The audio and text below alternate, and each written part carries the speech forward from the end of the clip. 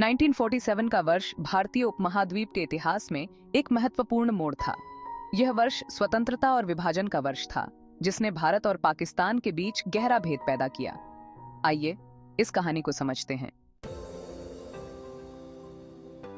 दूसरी विश्व युद्ध के बाद ब्रिटिश साम्राज्य भारत में राजनीतिक अस्थिरता का सामना कर रहा था।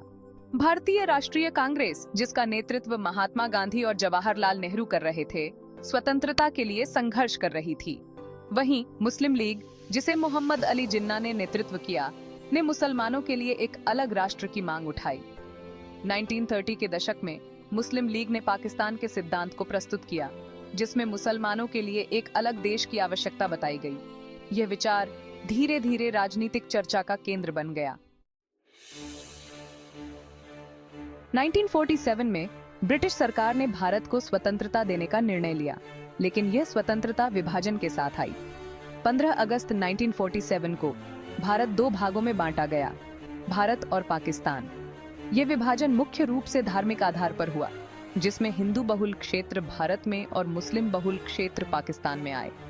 इस निर्णय ने उपमहाद्वीप में गंभीर तनाव पैदा किया। विभाजन के बाद लाखों लोगों को अपने घर छोड़ने पड़े। हिंदू, सिख और मुसलमानों के बीच हिंसा की घटनाएं बढ़ गईं। यह एक ऐसा समय था जब परिवार बिछड़ गए और निर्दोष लोगों की जानें चली गईं। यह त्रासदी थी जिसने दोनों देशों के भविष्य को बदल दिया और लोगों के दिलों में गहरा दर्द छोड़ दिया। 1947 के विभाजन के बाद भारत ने एक धर्मनिरपेक्ष राष्ट्र का निर्माण किया, जबकि पाकिस्तान ने एक इस्लामी राज्य का गठन किया। दोनों देशों के बीच तनाव बढ़ गया, विशेष रूप से कश्मीर के मुद्दे पर। कश्मीर पर दावा दोनों देशों के बीच संघर्ष का कारण बन गया, जो आज भी जारी है।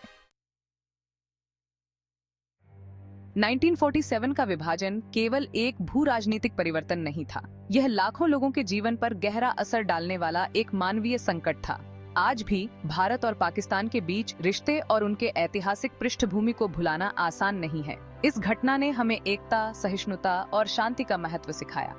आइए हम सब मिलकर एक बेहतर भविष्य की दिशा में कदम बढ़ाएं। अगर आपको यह वीडियो पसंद आया हो तो कृपया लाइक और सब्सक्राइब करें। धन्यवाद।